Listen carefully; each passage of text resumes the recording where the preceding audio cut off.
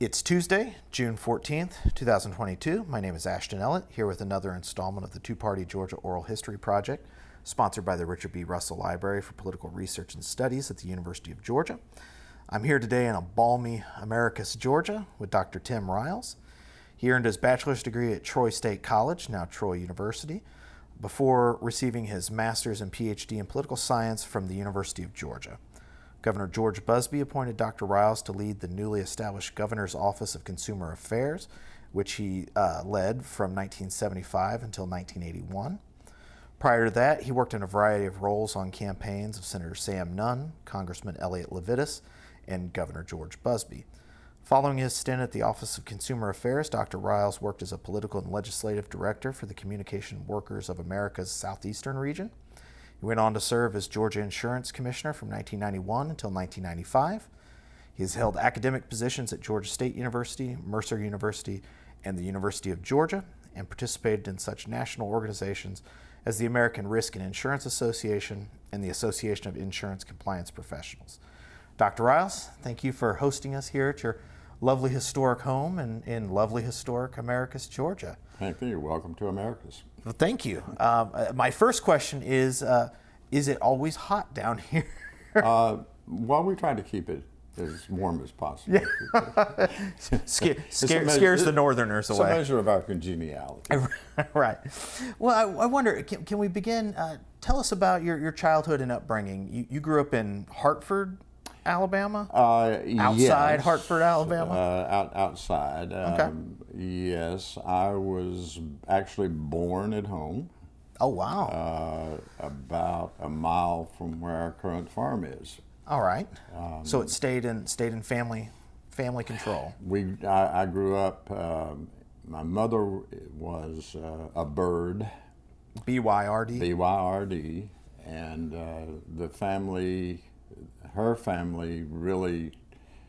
Everybody was kin to me when I was growing up for about a mile and a half. Okay. Really. Right. They were either cousins, uncles, aunts, and so on. Mm-hmm. So it was kind of a family arrangement in the early years with everybody kind of working together, I guess. They founded the first schools in the area. In fact, I started school at a elementary school. It was started by my own family. It's called Kinsall School in Alabama. I worked on a farm till I went to college. I picked cotton, literally, stacked peanuts. I did all of the things by hand that now a machine does in a few hours. Right. But we lived a little bit in North Florida for a few years. My junior high school years, I went to a little school called Noma Junior High School, which no longer exists in Holmes County, Florida. Came back to Hartford. I was pretty much highly involved in school affairs in my senior and junior year. Student body vice president, student body. Got involved in politics. I guess got interested in it when I was a child. My mother and father would go to camp meeting songs, and that was a good place for politicians to come and Sure. During election time. Oh, sure. And one of my earliest recollections is of some guy literally standing on a stump in Holmes County, Georgia, making a campaign speech. And I'm like, 4 years old or something like that. And I'm saying, Daddy, what's he doing? That looks like fun. I'd like to stand on a stump someday, kind of. And I maintained an interest in politics, but I think I really sort of cut my political teeth my senior year in high school, and a little bit later as a freshman during the Kennedy administration. Okay. That was really the first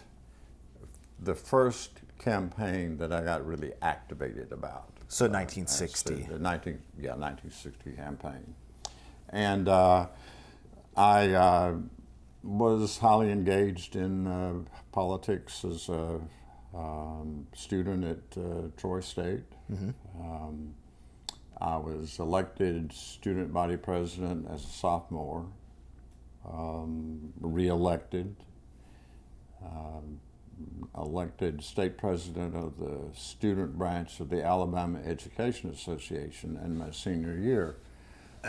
I served as national president of the student branch of NEA, which is still the largest student organization in the country.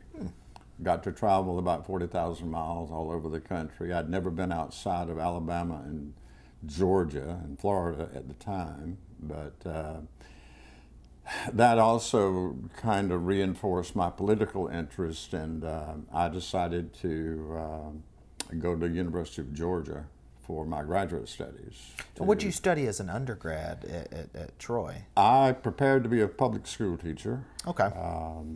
I did my student teaching program Right. at McLean, Virginia. I moved to Washington, D.C. because I was the national president of Right. student anyway. So I did my student teaching there, and I decided this is not where I want to be.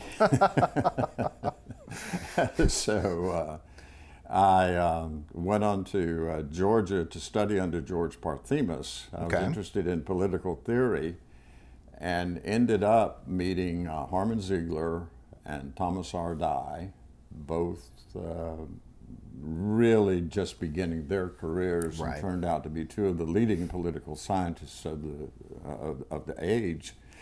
And I became less interested in political theory than in the practicalities of politics. So I went ahead and got my PhD. I taught at Georgia for 3 years.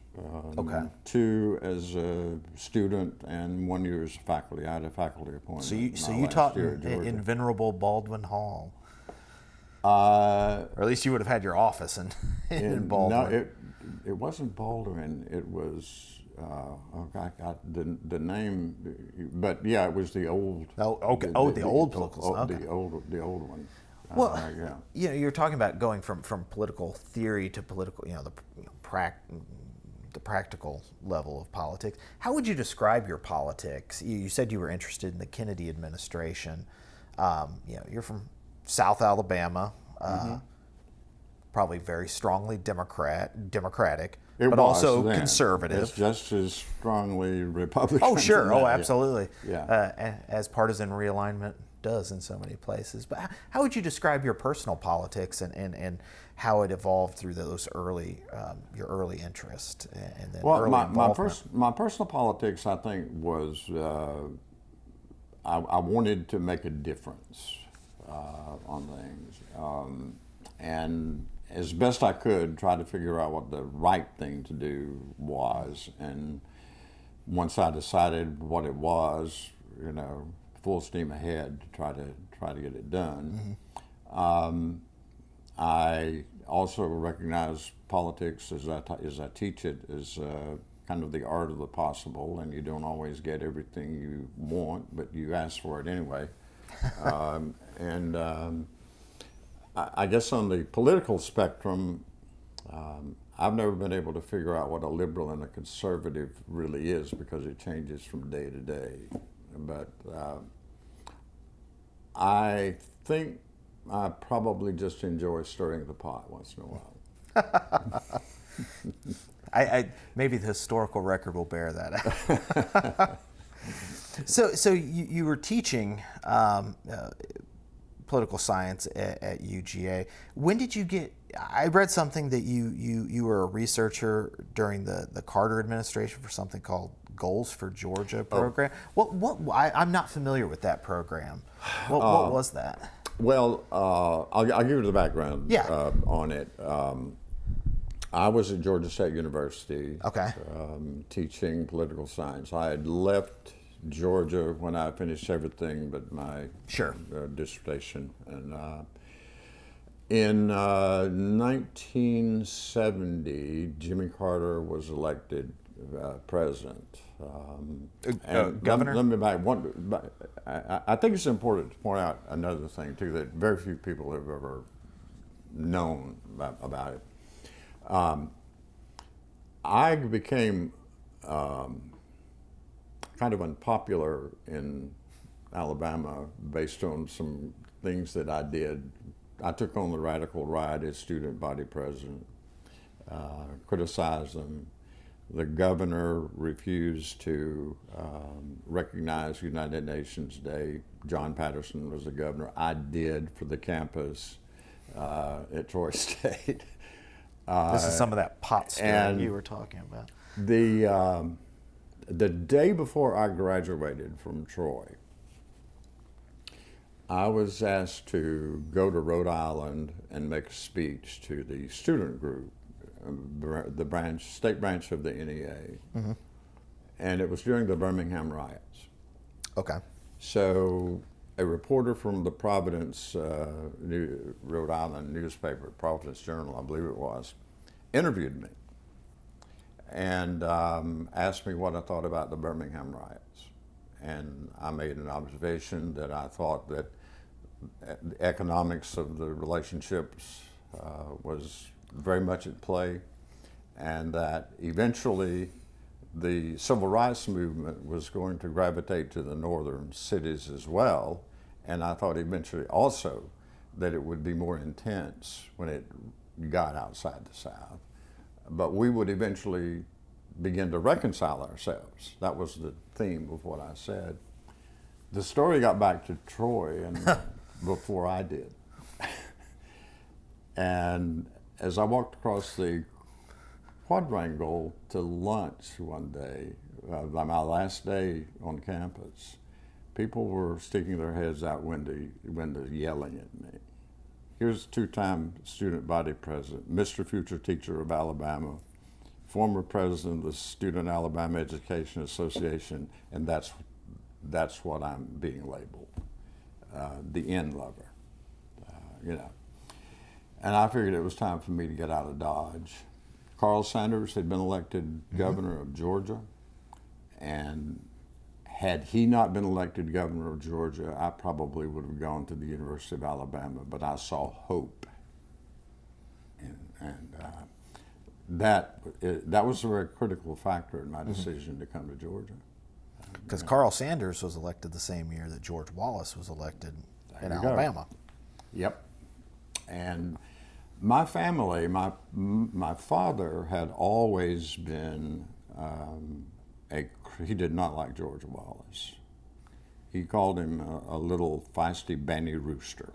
You know, he really had his own way of describing George Wallace. I met him once, and I met him on stage at the meeting of the State Alabama Education Association, but he was not my kind of guy. Right. You know, no, so I came to Georgia because of that. That really is my political background. Is we need to change. Well, it's interesting. We've mentioned Carl Sanders and Jimmy Carter. That campaign in 1970, notoriously nasty campaign in the primary that I think President Carter doesn't really like to discuss, and Governor Sanders always remembered that campaign. What do you remember from that primary? I remember it being the same way you do. Very candidly, I voted for Carl Sanders. I never told him that, even though he might not have wanted to hear it. but no, it was very much populist versus the rich, essentially. The Carter campaign was geared toward keeping the old Maddox type coalition. And I actually did some studies of the campaign, and shortly after the election, Gerald Rafshoon and I used to do programs talking about the election, and Gerald would give the media point out, and I'd say, Carter's vote tracked very closely with Lester Maddox's vote. Who was running in the lieutenant governor's race? And in 70. in other words, he got the George Wallace vote. He got this vote, and that's how he got elected. No matter what you think of him now, the man did what he had to do to get elected.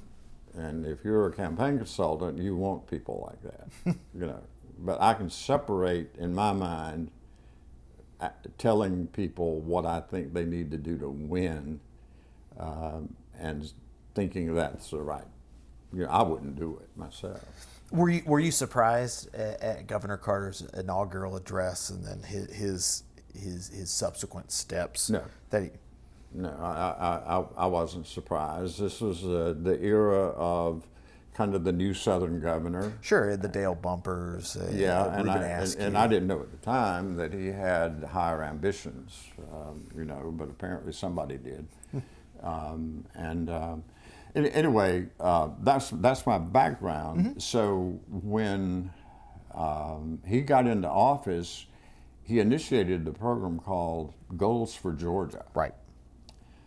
Which was to foster public participation in the policymaking process. It kind of followed on the heels of the war on poverty. Okay. You remember the term maximum feasible participation of the public in certain programs. Carter's idea was that we ought to do this on a statewide basis. My role was, for a year, I was assigned to work on the project, and we divided the program into the 8 budget areas of state government. Okay. We sponsored meetings around the state, 8 separate meetings on the budget areas. I put together probably a 20, 25-page workbook, really, that people used, and we solicited their opinions. We called it, this is political science jargon, elite, the attitudes of the, the activists, the elites. And after they had met, we would have a meeting in Atlanta for all who wanted to come and participate and talk about the results. Governor Carter would come to speak to them. I would meet him at the door, or just outside the door, and brief him on the key findings and suggestions on what he might address. And without missing a beat, no notes, 1, 2, 3, very impressive. He's probably the smartest guy I've ever been around. Politically, especially. But my role was to do that, and after the elite programs were done, I did a statewide survey. Okay. Area probability sampling of well over 500 people, which at the time was a good number. Right. And not easy to get that number of participants, I'm sure. Yeah, well, the population wasn't as diverse then as it is now. Oh, sure, absolutely. And we still did face-to-face interviews. Wow. I had, I think, maybe 30 people working on that project during the summertime. And I hired professional interviewers and gave them the maps to go to the houses they were selecting, and the probability methods of doing it. And after that was done, the Carter people took the material that I'd given them and summarized it real fast. You know, they wanted to end it. They wanted to move on to other things. Sure. Meanwhile, I had the data, and I wanted to spend more time on it. So I later wrote a manuscript book on it at Georgia State. Georgia State published it, called Citizen Perspectives on Goals for Georgia. Okay. And the thing that, I understood their politics. They wanted to emphasize the highlights. As an academic, I saw that the real cleavage that is there, that always is the elephant in the room that you want to ignore, was race. That was at the heart of whatever the differences were at the time. How did that manifest itself in public opinion and public policy, that as you saw it from your work? It was disparities between the preferences of the blacks on the one hand and the whites on the other. Because essentially we're talking black and Yeah, white. and I picked up on the submissiveness of a lot of the black voters at the time. I remember reading the interviews of a black respondent, and we tried to use black interviewers with black as best we could. And we asked questions about politics, Right. particularly political efficacy measures and things like that. And one of the respondents said, basically, I don't think about politics. Mr. Posey, whoever that was, tells us about politics. And I thought, geez, do we have a ways to go? When I saw that. Basically the old county unit, county boss It mentality. probably was a holdover to that, from that. Or sort of the landlord, tenant, sharecropper Yeah. relationship. Relationship's probably not the right word. It's a hierarchy. Hierarchy. It's the local hierarchy. Right. Right. And that's the way I saw it. And I saw it as, this is really what we have to wrestle with. The past is always with us, as Faulkner would remind us. Did you notice from your research what would become prominent in the 1980s, the sort of the two Georgias issue that Floyd was discussing about the regional disparities between metropolitan Georgia versus rural Georgia, small town Georgia? I think that was a microcosm of what was taking place elsewhere in the South. Right. The two-party system correlated very highly with percent born outside the state, rate of growth, the speed of the growth, for example, was what began to open up the Democratic dominance. It began to crumble during the 1960s. The Goldwater era, I did my dissertation on the 1964 election. Okay, yeah. Okay. We can talk about that. We can talk all day about that. I did, I took Survey Research Center, University of Michigan data, a nationwide survey, and I thought, Daniel Bell tells us that this is the end of ideology. Also, the guy who told us to be afraid of the radical right's rise, which was very prescient, at the time. But the idea of the holdover from the 1950s seemed to be consensus. Right. It's bipartisanship. Politics ends at the water's edge, and so on. Goldwater, however, lit a fuse. And I decided, all right, we have this strong Democrat to strong Republican measure that they have, of partisanship. Are you a Democrat or Republican? Would you say you're a strong or weak Republican? A Democrat, same way. If you're an independent, well, what do you lean toward? Lean, and all that. So I decided, well, what'll happen here if we take out the independents and just deal with the party aspect of it on domestic policy, foreign policy, etc. And I found there the beginning of the cleavages that later became more pronounced. That partisanship, it's called a partisan, I think titled a dissertation, "The Partisan Basis of Political Attitudes." I should have used political opinions, but nobody questioned it. So, but they were very, very distinct, and I remember I submitted it to one of the journals, I've forgotten which one it was, but one of the reviewers said, "I just don't believe it." Oh, well, Which, in that case. Yeah, I mean, this is nationwide survey data, and if you don't believe it, go check it out for yourself, But it was there in clear, very clear, not nearly as pronounced as it later became, but the seeds had been planted for that, I think. Which I think Bernard Cosman, I think he wrote a book called Five States for Goldwater. Yes, on yeah. essentially the phenomenon in the Deep South. Here you have the strongest Democratic states in the nation voting for Goldwater, and whereas in the 40s and 50s, your basis of Republican support, if you want to call it that, Rich and well-born.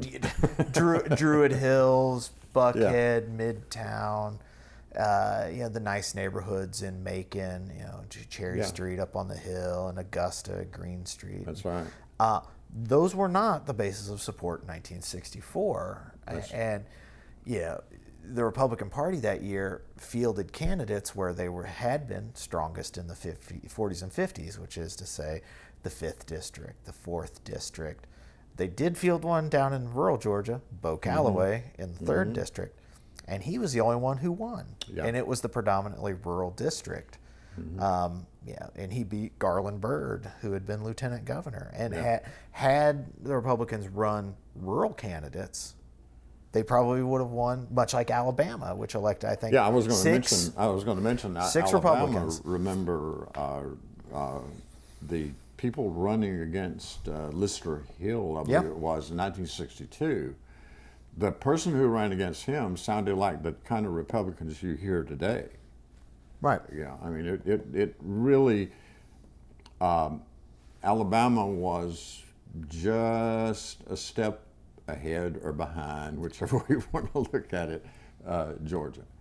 I remember when Lester Maddox was running, that year for governor, the political scientists at Georgia, they hadn't lived through Alabama politics like I had, and I said, no, Lester Maddox is going to do well.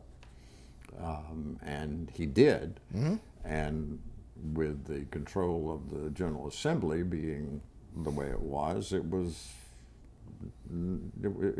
no-brainer. Right.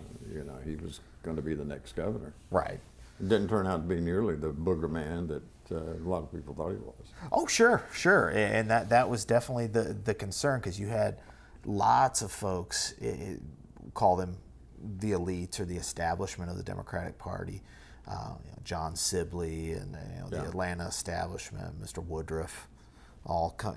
I don't know if Woodruff did it publicly, but I'm sure he did it through Ovid Davis to throw his support to Bo Calloway. Yeah. Bill Bowden, the banking elite of Atlanta. So that's where you're coming off of that, and how do you get involved in campaigns from doing sort of this deep, thick description, research-based project in the Carter administration? Is none your first campaign that you worked on? It depends on how you define, working on campaigns. Oh yeah, so go ahead. Excuse me. No. Yeah, I would say it's the first campaign I worked on for pay. Okay. All right, as a consultant. I guess Kennedy would have been the first campaign. Yeah, and in 1964, I was active in politics in 1964. I mean, I welcomed Hubert Humphrey to the campus at UGA. I didn't know that. Okay. That sort of thing. Yeah, there should be a picture on the Athens Banner Herald front page, I think, with somewhere back in that time. I bet that made you very popular on campus. Well, at that time, it didn't make that much difference. I think that the Democrats didn't realize the commitment of soul that Republicans had. And I saw that day, because when we arrived from the airport to the campus. The Goldwater students were all lined up on the side of the road. There on yelling. Broad Street. Yeah, they were making themselves heard. You know. Would this have been Young Americans for Freedom? Probably, I guess sort of a hodgepodge of conservative groups. I don't know that they were representing a particular student organization. You know, I was, if they were, I was unaware of it. I think I knew Young Democrats, and there were a lot of Young Democrats. They Sure. were they were the people who were really behind Humphrey coming to campus were the Young Democrats, and I just assumed it was Young Republicans that were there. But it was a kind of passion that you saw at religious revivals, you know, not at political. But you had gatherings. grown up. Yeah, not at political gatherings, you know, as such. So I sensed that there was something there that I didn't quite understand. So this wasn't a silent majority. No, there's type not, of thing. No, this was a very vocal minority thing, right? But no, none was the first campaign I worked on for pay, and how that came about. Yeah. Sam was the president of the Georgia Planning Association and the state legislature. Right. He wanted to run for the U.S. Senate, but the U.S. House of Representatives, but apparently the reapportionment worked to his disadvantage. So. I think Larry Walker explained that to me. Well, he would know time. more about that than I would. But that was, well, I got to know Sam. Okay. Because I was doing the Goals for Georgia program, and he was instrumental in that. Okay. So he comes over to my office one day. And you see him like you and I are talking now. And he says, I'm thinking about running for the U.S. Senate. What'd you think? What do you think? You know, what do you think about it? And I'd done a lot of research. You know, I knew the Georgia electorate, mass electorate fairly well. And I thought for a minute, I said, I think it's doable. He probably hadn't got that answer too much. No, he probably had. He probably hadn't. I don't know. I never, We'd have to ask him. I never asked him. But he, that was my response, because I thought he had the capabilities.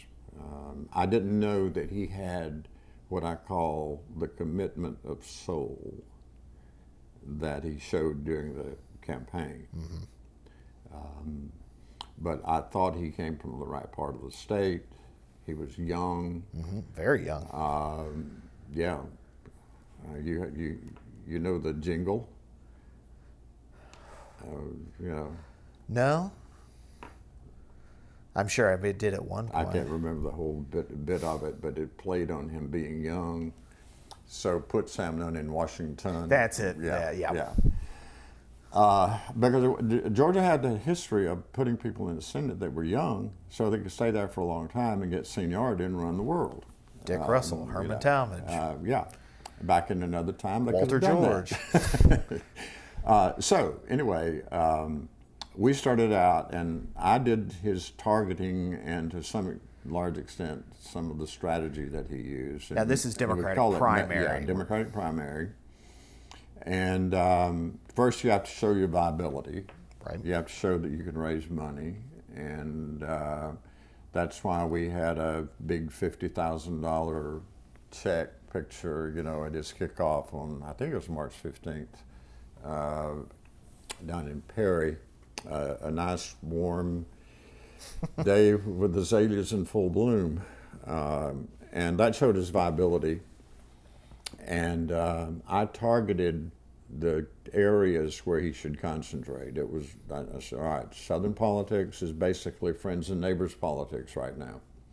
And that's no longer the case, but it was then. Much more nationalized. VOK wrote all about it. Yep. VOK and Alexander Hurd. So I said, here's the way I see your base. All right. So to get into a runoff in the primary, we need to maximize your turnout there and find the counties that you should spend your time in on the campaign trail. But it's basically a media campaign. So I don't know whether he stuck exactly to my targeted counties, but there were about 70 counties that I zeroed in that he was not to set a foot in. Right. Yeah, he was to, as Goldwater said, you got to go fishing where the fish are, basically. And that was how he got into the runoff. And then the campaign with David Gambrell. David Gambrell followed from that. And by that time, Sam had moved from kind of a silent, small-town, privileged basketball hero to, to a really, really aggressive candidate. The kind you want to work for, the kind who thinks day and night, most important thing is to win. And that's what he evolved into. Terrific candidate. Right. At that time. And I remember he ran some ads that, don't remember the specifics of the ad, but it upset Jimmy Carter. Because David Gambrell was his handpicked. Yeah, David was his appointee. And I remember, I don't know exactly what it said, but Sam showed me the letter, or a little handwritten note that Carter had written to him about how disappointed he was and that Sam would do what he was doing. Here's one of the most skilled campaigners in Georgia telling you that he's I just don't believe he would do that. Come on. But Must have been pretty effective. Yeah, it worked. And Gambrell was a perfect foil, and I don't know whether the Carter people took this into account when they appointed him or not. Which is ironic, given Governor Carter's own campaign and his style that he cultivated to appoint the old Atlanta. Yeah, but I guess though you got to, if you look at it, and I don't know that this calculus went into his decision making, but if you look at it, he needed those people now if he was going to run for president. He needed the support of the blue blood Democrats and people with money. He needed that. He didn't need it all that much before. Right. In fact, it was a detriment to Carl Sanders. Yes, it was a detriment. But now he's pragmatic enough to either he or Hamilton and Jody or somebody recognize the significance of doing that. And I remember Gambrell was just, he was shocked that people would campaign that way. How dare you? Kind of attitude. And that's exactly the kind of a response you want if you're a Sam Nunn.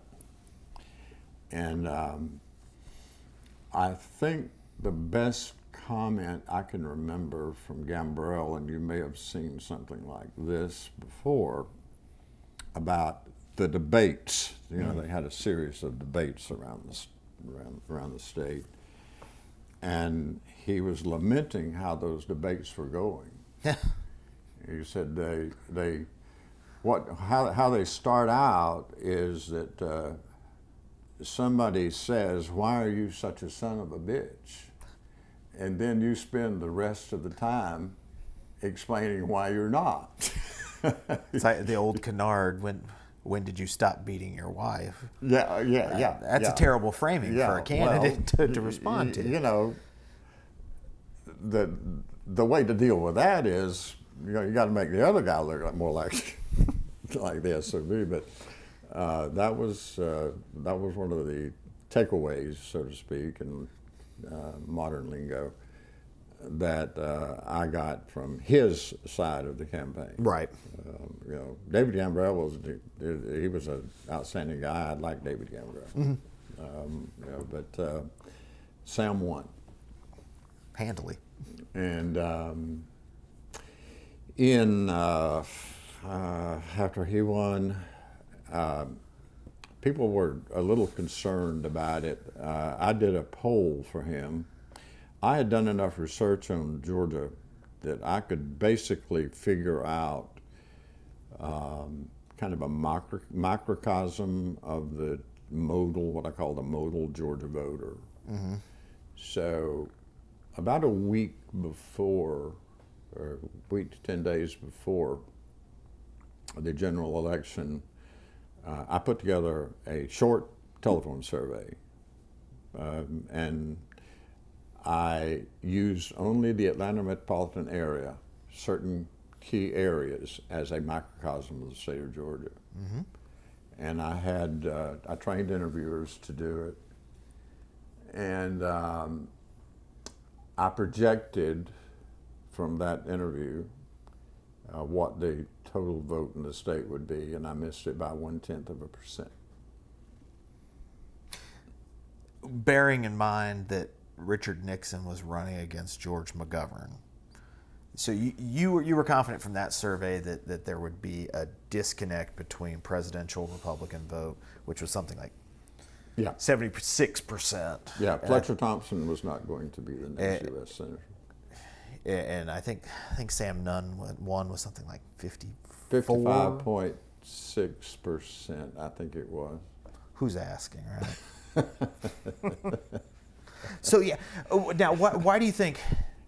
Which would never happen today? The electorate is too nationalized, I think, to have that sort of a disconnect between presidential vote and the Senate vote or down ticket voting. Why were there two levels of voting back then, and that Sam Nunn was able to win with a healthy majority, not a blowout by any means, but a solid victory? Well, there was a saying that was popular back then that is kind of the reverse now, but what was Speaker of the House, a representative from Massachusetts, said all politics is local. Oh, yeah. Tip O'Neill. Yeah, Tip O'Neill.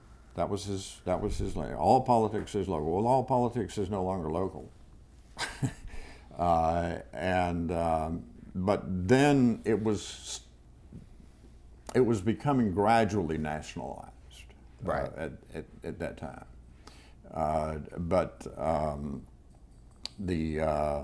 And that's how. Well, hello there. I didn't realize the door was open. Oh, no worries. No worries. But we've just been joined by the diva dog, our husky. Come here, pup. And anyway, there was a big disconnect, I think, between national and local politics enough during the 1970s that you could still separate yourself from the national ticket. Right. Which Sam Nunn did. Which he did. Yeah. He did not want anything to do with George McGovern. Yeah, and I know that was a real interesting campaign. The political science department at Georgia State, we used to get together for lunch. A lot of us did, and one of his ideas was to elect federal judges. I don't know whether you've seen that or not. No. oh yeah, I mean, all right, fine, Sam, go ahead. Anyway, if we had an idea, or I had an idea, and I threw it out to my colleagues, and I had to pull them down off the wall, I figured it was probably a pretty good campaign strategy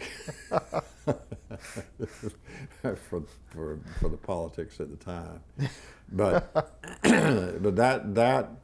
that was possible then, and McGovern was perceived by the Georgia electorate as being so far out of the mainstream that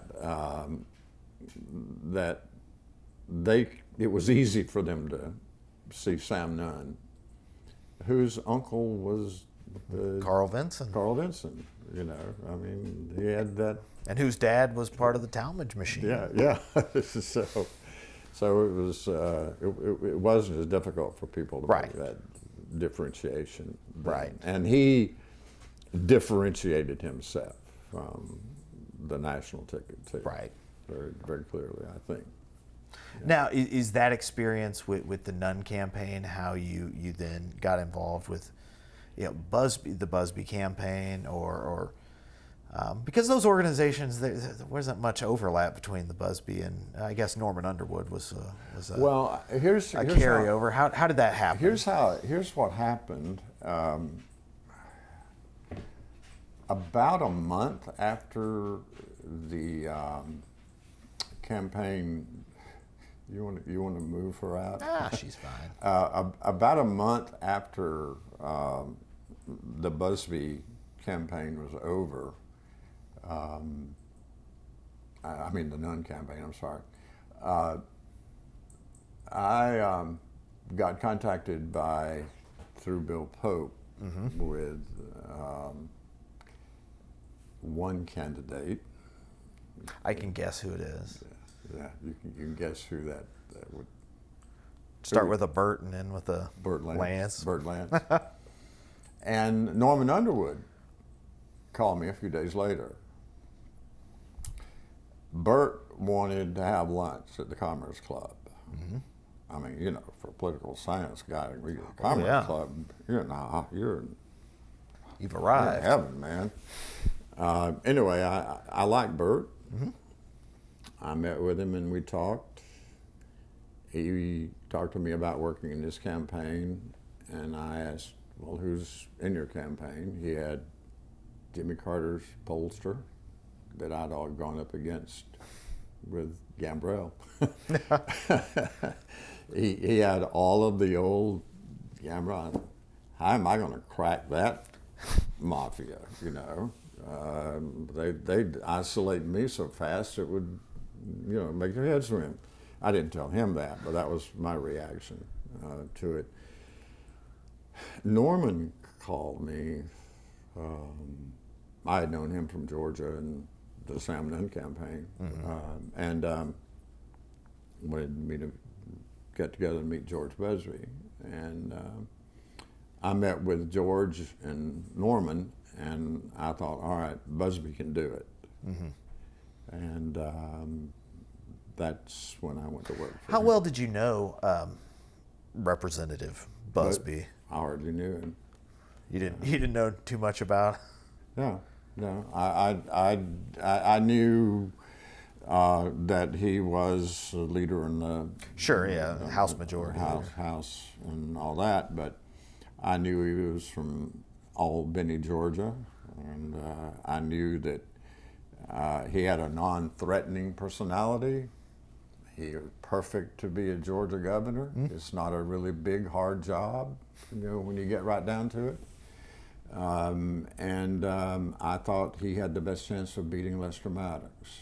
Which was your... That was what I was looking for. I want somebody, I was not a Maddox hater, you know, as such, but the kind of image that he had was not a good one for the state. Mm-hmm. So I went to work for them, and we did a baseline poll.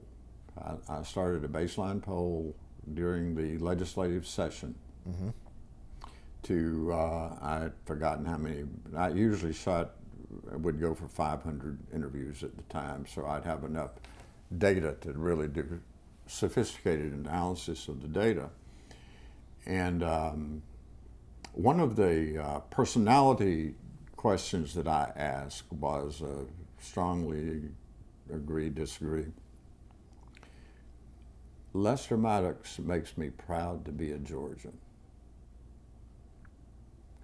And that sliced the electorate right down, you know. Racially, geographically, yeah, education I mean, that level. was a key. And the image of the state at the time, and I don't think that's changed a whole lot. The state patriotism as such, and pride of state, geographical pride, is still an important thing, I think. And it was more important then than it was now. But that told me that if George didn't really foul up somewhere down the road, that we would be able to pull it off. Right. You may recall George L. Smith Oh, yeah. passed away. Yeah. December 73. Yeah. And there was, for a while, Busby thought that he might rather be Speaker of the House. Oh, yeah, and he would have. He thought it would be a sure thing. Yeah, probably would have.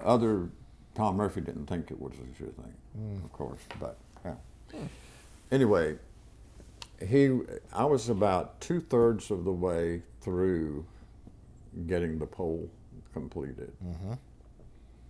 And he was debating whether or not he wanted to run for governor or take a sure thing and be Speaker of the House. So we had a meeting at the White House Inn. Norman and me and Mike, last name, good friend, escapes me right now. I'll come back to it. But we had a meeting to decide basically what he was going to do. And I think Norman sided with me. Mike, I'm not sure how he felt. He was the PR guy. I said, look, here's what the issue comes down to. If you get into the runoff with Lester Maddox, that's the key. Get into the runoff, you'll beat him, okay? And that's what the data say right now. I can tell you without completing the whole thing. And eventually, that's what he decided to do eventually. I'm not saying that I persuaded him. I think he probably thought it through himself and decided that that was probably the best thing to do. I'm sure the data didn't hurt. You never know. Yeah. You know, you tell them what Right. you Right. tell them. You know, but And yeah, he did make it into that. He did force that runoff. he did. Yeah. I don't know how much detail you have on the campaign. You know, we had Dew and Bond was a big supporter of. Not a whole lot. As I was saying before our conversation, that's a period of Georgia history that I personally am very interested in. Is that sort of transition away from the old style politics to the transition to sort of the business managerial form of government. You know, sort of. Larry Sabato said, you know, goodbye at a good time, Charlie's. Yeah. And just sort of the which you saw this with some with Carl Sanders and some with Jimmy Carter, the rise of the technocrat, the booster, Yeah. the New South governor. Well, Mike Dowling. I'm sorry. There it is. Yeah, his name. Mike Dowling. Mike Dowling was the BR person. Mike Dowling, Norman Underwood, George Busby, and myself. We had that confab, and after a long afternoon in the White House Inn. Where was the White House Inn? I think that's what it was called. It was a hotel there, about on Piedmont, I think, about 3 blocks from Georgia State. I was in the general classroom building at Georgia State. Okay. At the time. So, anyway, that was the strategy, was to get into the runoff. Now, did you stick with the campaign into the general election against Machine Gun Ronnie? No. I left the campaign after. I mean, the campaign was over. You know, at that time. 74 was a real low point for the GOP in Georgia, and I think they knew that too. And I had consulted a little bit with Levitas, and he wanted to know if I would run his general election campaign after that, and I decided, yeah, well, I will, So I named my price, and I took the job. Bill Pope, who had worked for Burt Lance, and I teamed up. Bill's had pretty good insight into politics, and he and I worked together on Levitus's campaign. Did a baseline poll for Levitus. Always try to let the data make the decisions on what you're going to do, and we carried it off. We upset Ben Blackburn. Right. Pretty. Who had been there badly. since 66. Yeah. He'd been there for a long time. He was a strong, vocal supporter of President Nixon. Yes. Throughout Watergate. That's right. And sometimes you wish you weren't doing things that you. So you had been with the Busbee campaign. When did the conversation start about coming into the administration?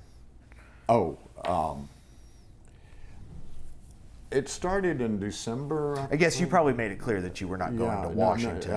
It started after, and the question was, what am I going to do? Yeah, because up to this point, you've been a political scientist, a pollster. Yeah. Much of your later career, up to this point, I don't think many would divine that your career would take the path that it had post 1975. Yeah. Well,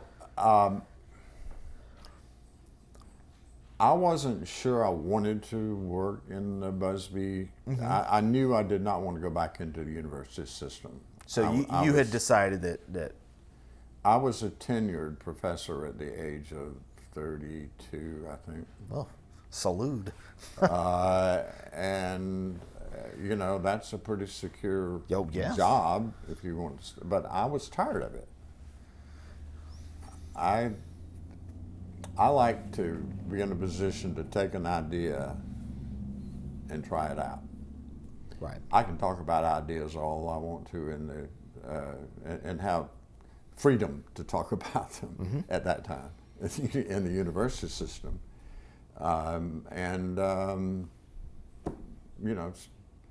do campaign consulting and make a lot of money.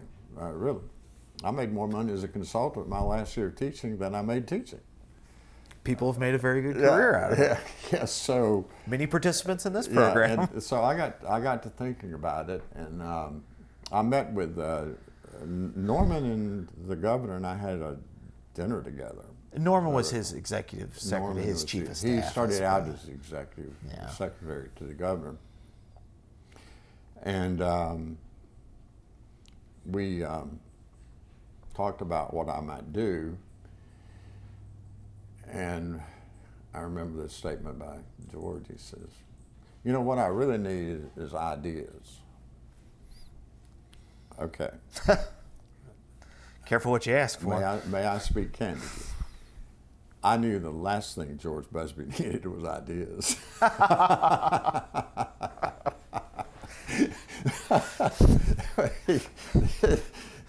He was not an idea man, but I understood that. And I was willing to work with it as it was. And I decided that I would join the staff. And I wrote speeches and represented the governor on the Southern Growth Policies Board and did other things like that. Did the groundwork with Hank Huckabee and Red Atherton, who you may remember. Red, he was Mayor Atherton. Mayor, yeah. Of we did the groundwork on the Department of Community Affairs, or whatever it's called now, local government thing. We did the groundwork for it. Came in and met with the governor and said, we've gone to Pennsylvania, we've done other things, I've researched this as a political scientist, et cetera, and here's what we propose. Okay. You'll get the legislature to get behind it, and I'll support it. And that was the extent of the conversation? That was pretty much the extent of the conversation. Now, obviously, Governor Busby passed away long before I ever came to Georgia, so he was a I great never guy. had. I think the world of George Busby, but he had his own style. He was a workhorse, not a show horse. He was. Let's say he was not a show horse. All right, that was the key to that. Right. Yeah. Nobody really concentrated on the workhorse. Right. It was all negative. It was a show horse. It was all in juxtaposition to That's Lester. right. That you got it. Lester Maddox. If that's your baseline, does not make me proud to be a Georgian. Okay, that was the clear the low bar. Yeah, that's right. Anyway, I worked on the staff through the first legislative session. Mm-hmm. And I would have been more interested in being head of the new community affairs department, because that was my background. I'd worked with local governments. Right, you'd done the planning, the and all goals. this sort of thing. I knew everybody. But Red Atherton got that. It was political payback for Red, which I like Red, but I don't like. I'm not a good follower. I admit that. I was not born to follow. So I don't like working for somebody. The thing about George is he lets you do pretty much whatever you wanted to do, and that made it easy. He was not a micromanager. He was not a micromanager. I could never work with Jimmy Carter. We'd kill each other before the first week was up, But no, and then the Consumer Protection Bill had passed. Right. And explain the context of how and why that bill came about when it did. We'd made a promise to do that. We had made a campaign promise to do that because Jimmy Carter had not been able to do it. Mm-hmm. Jimmy Carter had introduced a much broader bill,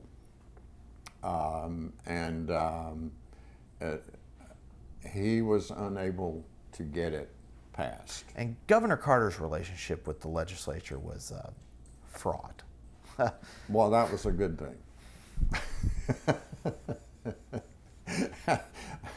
I consider that to be one of his strong points, really. But I thought, all right. No, nobody's ever heard of this office. I did work on it a little bit to get the legislation passed. Right, while you were on staff. Yeah, while I was on staff. So you got to appoint somebody to head it.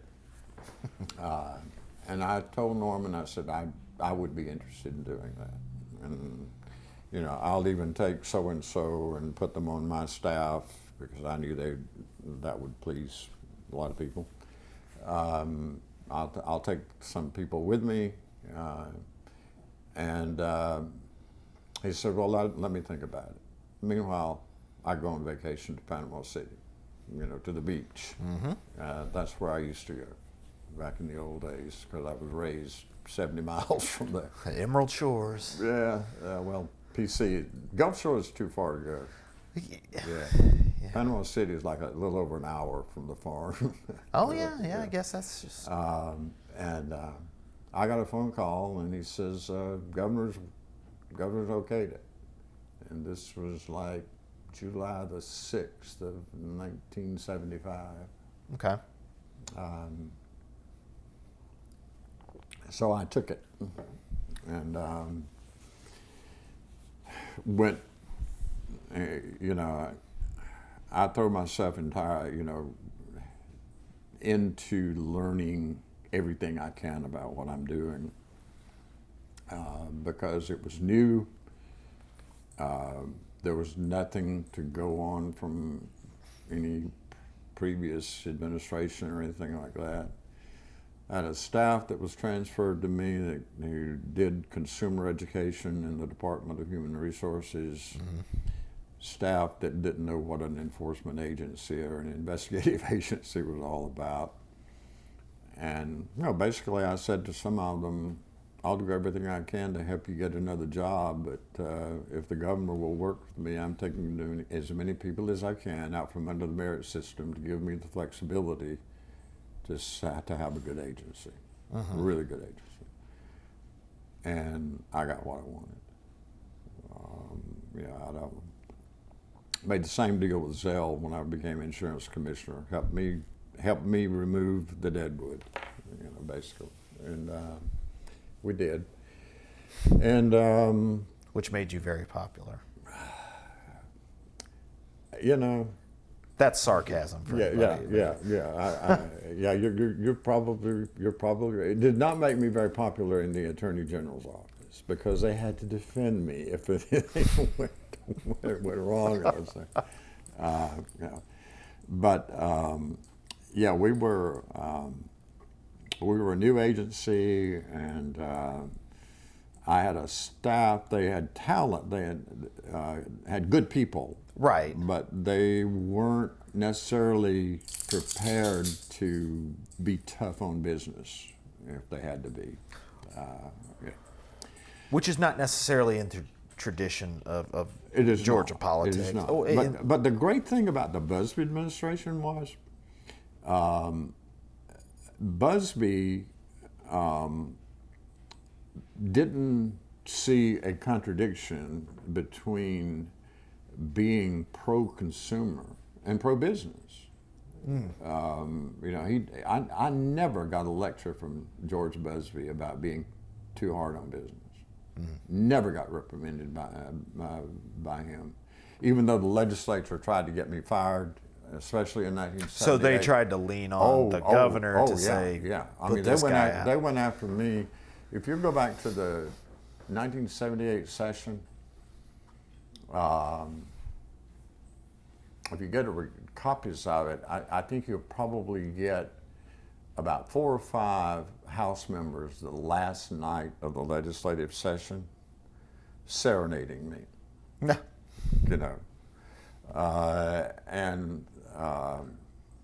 What was it about the 78 session that attracted their attention? Well, it was my role that attracted their attention, and I don't know. I guess it was election.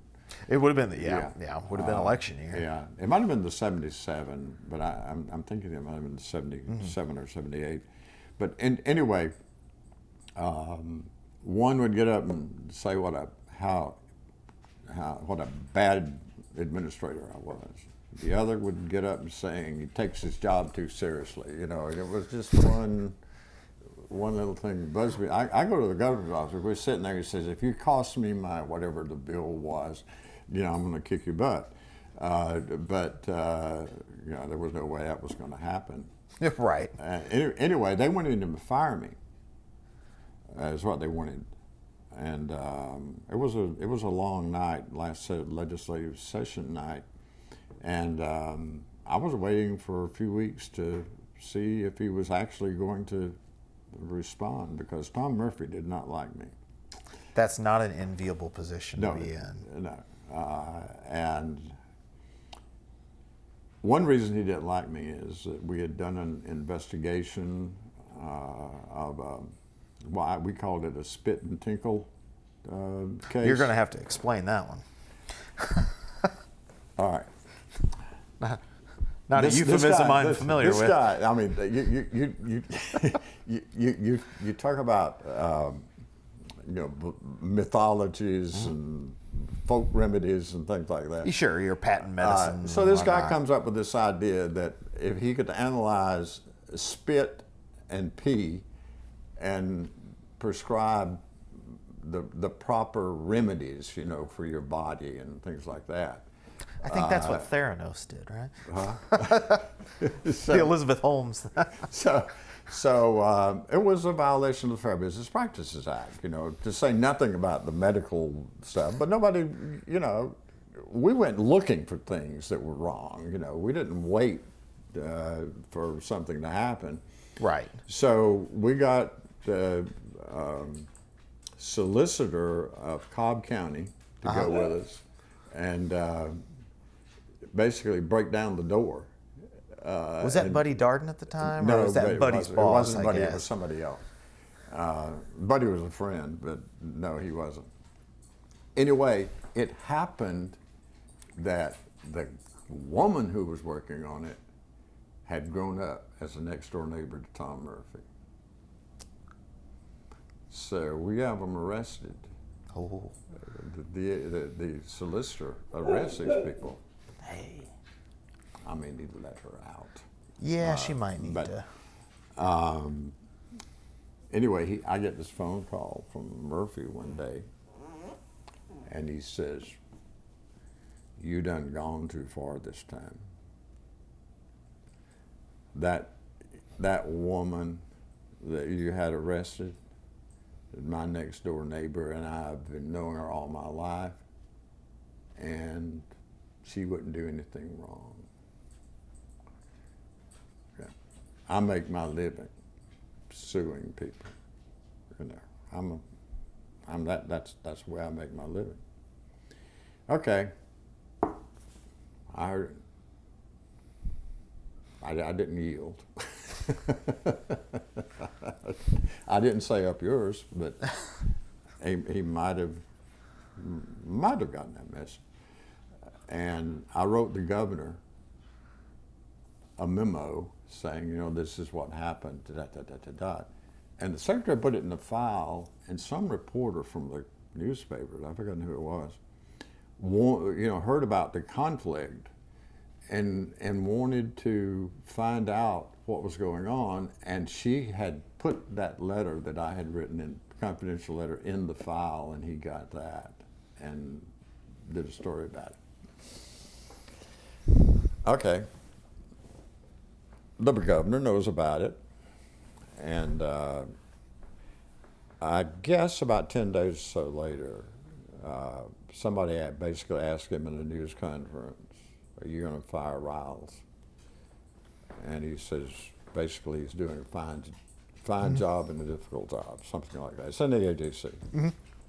Now, I read somewhere that the big, you mentioned the patent medicines and the spit and tinkles, but the biggest issue facing consumers in the 70s was automobile dealers, mechanics. Yes. What was that? Was that the number vast one majority of your Yeah, issues? that was the number one complaint that we got. Automobile sales practices, auto repair shops, and then the other one that made the national headlines was the rip-offs on Interstate 75. I'm familiar with the sort of the clip joints, like coastal Georgia, but I'm not familiar with the rip-offs on 75. The New York Times front page story. We did. All I know about is billboards on 75. Well, there are plenty of those. These were organized, actually, ways of ripping tourists off. Okay, on their way down to Florida. On their way from Michigan, Canada, or wherever they were coming down I-75, pull into a service station and, "Ma'am, you want me to check your tires?" Yeah, go ahead and check my tires. And they had a little knife that it was a box cutter knife that they had trimmed down to about this kind of a blade, real sharp, rip the tire. "Ma'am, you got it. Your tire's bad. You don't want to go down the interstate." So, what are you going to do? "Want me to check your water?" "Yeah, dropping Alka-Seltzer in the battery water." "Oh, this thing's going to blow up." They had schemes. A whole operation. They had a whole operation. We did, eventually got so tired of it, we did a couple of undercover investigations with rig cars and things like that, And Rebecca Chase she went to ABC, I think, later. But we did a story with her on focusing on North Georgia. 60 Minutes got wind of it, and they wanted to do a story on this and wondered if we would work with them. Well, we were experts at putting together rigged cars and stuff like that, so yeah, we'll do it. So they send their producer down, and I spent about a day with him, with the staff that would work on it, and we did a undercover investigation with them filming it, recording it. We went to, I think, 4 or 5 stations, and every one of them bid except one. And we had it on tape, video, and audio. Dan Rather did the story. Now, I saw a picture of you with Dan Rather. Is that that's from? Dan Rather, yeah. That's when that happened. The oil companies were up in arms when they heard that 60 Minutes had the story. Because these were franchise service stations. They were franchises. Texaco was the only one that broke from it, but they went to the governor again. When they knew that I wasn't going to do anything about You're a it. dead end. And Governor Busby didn't, in fact, he held a news conference.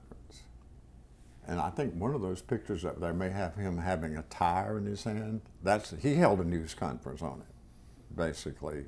He took our work and and everything and made headlines with it, which surprised me to no end that he would do it, but he did a great job. And 60 Minute story runs. It became one of the best 60 Minute stories ever. It's on a tape called The Best of 60 Minutes.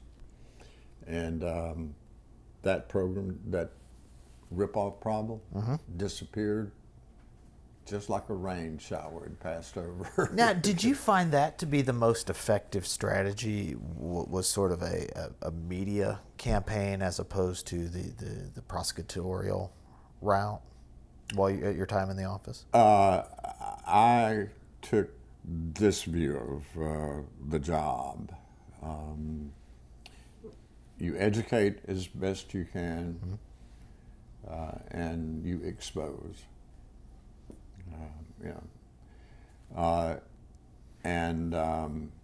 That was our way of doing it. I mean, we didn't automatically just expose things, but yeah, people feared the publicity more than they feared the law at the time. Because to prosecute, you would have to refer a case. You did not have prosecutorial power yourself. Right. It would have to go through the Attorney General's office. I'd have to turn it over to the Attorney General. And then it was up to or a local DA or somebody could take it too. Sure. Well. But the decision was ultimately up to another person whether to prosecute that case. It was the old police, law and order thing, the introduction, the police investigate, but we prosecute, kind of thing.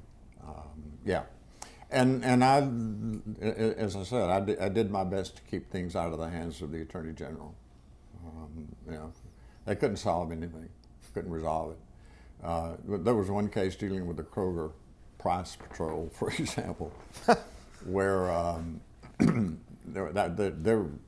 we documented clearly the misrepresentations, but the Attorney General basically told me, if you go public with this and they sue you, we're not going to defend you.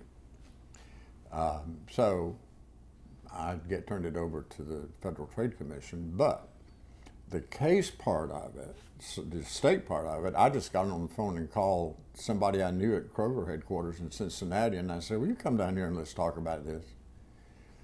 And he did. And we resolved the whole thing in about 30 minutes. What was this Price Patrol? Kroger Price Patrol was, the ad campaign was, we did a comparison shopping. Okay. Kroger goes to Kroger, and then they go to Big Star or somebody Food Lion else, or something. Food Giant, Food Lion, and compared prices. A&P was still around at the time, and we're the low price leader. Gotcha. Okay. Well, we shopped them, and they were not the low price leader. It was just clear. We knew what we were doing. All you have to do is just look at the data. You know, Attorney General just didn't want to. He didn't want to sue anybody. You know, I think be anti-business, for God's sake. No, we're not anti-business. We're just anti-cheating, stealing, and swindling. So, one of the things we talked about before we were on camera was the columns you would write for the newspapers. You know, late 70s, early 80s. You know, you've got the headlines like "Hosiery Mail Flim Flam is sheer consumer nuisance." 100 mile per gallon carburetor anyone can build turns out to be 36 vintage. Not easy. What was the idea? It was this the education portion, education and expose portion. That's right. Yeah, it was to educate and to expose, yeah, and we use company names. Usually, we wouldn't use them, or I wouldn't use them, unless I felt certain that if there was a problem, we could easily defend it. Right. But yeah, we did, and we weren't bashful about the kind of companies that we would investigate and hope they would correct the problem. Now, is this? There was one Constitution article. The reporter described you as a crusading zealot. Is that the sort of activities that got you labeled? I can see the Atlanta newspapers thinking that, because they're not crusading zealots. But no, I never saw myself as a crusading zealot. I saw myself and my staff as people who wanted to make sure that people obeyed the law. And in a lot of places, I got lectures in civics clubs about this. Odometer rollbacks were big deals. Yeah. And one of our first cases was a case where the dealer was so well connected politically he just ignored our communications. And I personally called him one day, and he said, "Boy, do you know who you're dealing with? Not smart." We did have subpoena power. So we subpoenaed his records and stopped when we found 78 confirmed odometer rollbacks. You thought 79 was but probably this guy overkill. was a close friend of just about every leading politician in the state. And that's still a very influential lobby, the automobile dealerships. Absolutely. I didn't take any crap off of them. They'd go to the governor, and I remember sitting down with 5 of the dealers one day, and they'd accuse me of lying. So I just sat down and, "All right, where have I lied?" We didn't mean you lied. Well, I thought you said we did. You know, lied. Tell me where I've lied. Well, they couldn't.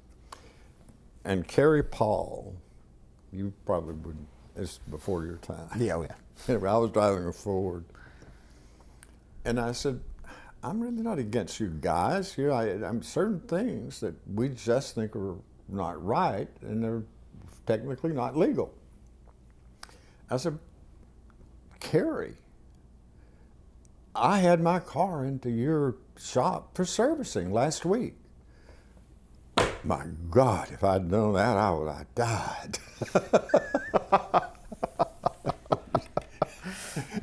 Good thing there's nothing wrong with I couldn't even buy a car from these people. One of the Chevrolet dealers in Decatur, I asked a friend of mine who worked there, or had worked there, what they would do on a certain deal that I was interested in. I don't want to sell that guy a car. That'd be like selling a Pinto to Ralph Nader. I was wondering when Ralph Nader's name was going to come up. Well, no, I did not. I think that the Fair Business Practices Act was so different from what business as usual had been in the state, and I don't really care how good a friend we are or who your friends are. We have universal rules, and they're going to be universally applied. That's always been my motto.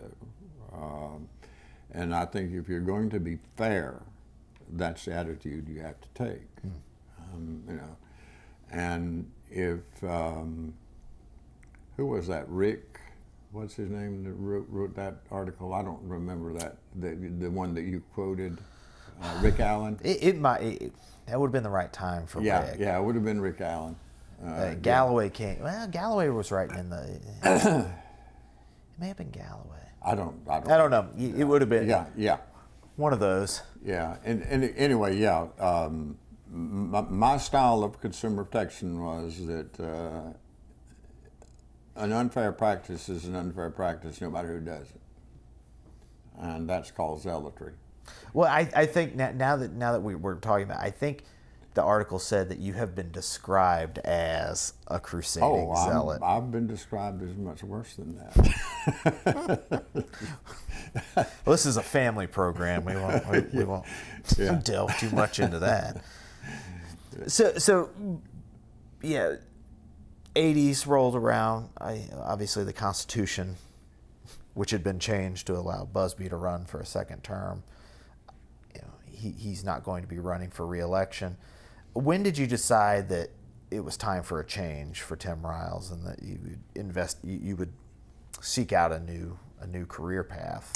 Oh, you mean when did I leave consumer? Yeah, it would have been 81-ish, 81, 82. I left in February of 82, Okay. I think, was when I officially left. But yeah, I had decided that the insurance department needed a firebrand. And it would have been the controller. Yeah, Comptroller at that General time. at the Yeah. time. That's right. They changed the name within 2 years, I think, really, like in 83 or 84 or something. Right. like that. They But changed essentially it. the same. Yeah, same office. Yeah, I thought that somebody else was going to run, but nobody would take on the incumbent, and I decided, all right. That was Johnny Caldwell. And we received complaints in Consumer Affairs because we kept the tie line program. Jimmy Carter had interviewed with it. It was a great program, so people could access services from any place in the state, and get advice on how to get things done. And I'd seen so many problems with insurance till I thought, okay, I think we need somebody in that department that will bring it into the 20th century then. I decided that, the administration's got very limited time, so I think I'll run. Okay. And there was still this run to get ready to run thing, and I think that still happens a lot. So that's when I decided to run. Mm-hmm. And with knowledge that it would be extremely difficult to be an incumbent. Caldwell had been there since he'd been there Jimmy Bentley had stepped down. And I knew that the tradition of the insurance business is that they don't ever go against the incumbent, for the most part. Their money doesn't. Right. So that's when I decided. Well, how did you frame your campaign as somebody who was young, hungry, willing to take on the established forces? I think people knew that. I didn't have to You know, Didn't have to say if it. you knew me, you knew that I was no respecter of persons, I've never been a hero worshiper. I don't care if you're a millionaire. I've in fact, Susan, my wife and I were talking about this the other day. I have never, ever sought notoriety by having my picture taken with the big shot, so to speak, that I've known. You know, you go into some people's offices and their wall is filled with governors and senators and big corporate leaders. Nah, you're not going to find that in here much. What I've got on the wall, something Susan put up there. But I think that who I was already pretty firmly established. It didn't matter what else I said, and I figured I was probably going to lose, and did 2-1. Yeah. Right. Not bad for showing, but not enough. You got about 15% of the people there. You got to move one way or the other. Right. And of course, that was your first statewide campaign. Yes. So That's right. no easy feat. And I had the distinction of saying not only have I run other people's campaigns, but I've done my own. Right. You know, I'm quite willing to wade into the battle myself. You know. So what did you do between that 82 period and when you came on board to the Communication Workers of America, which was 85-ish? January 1, 85.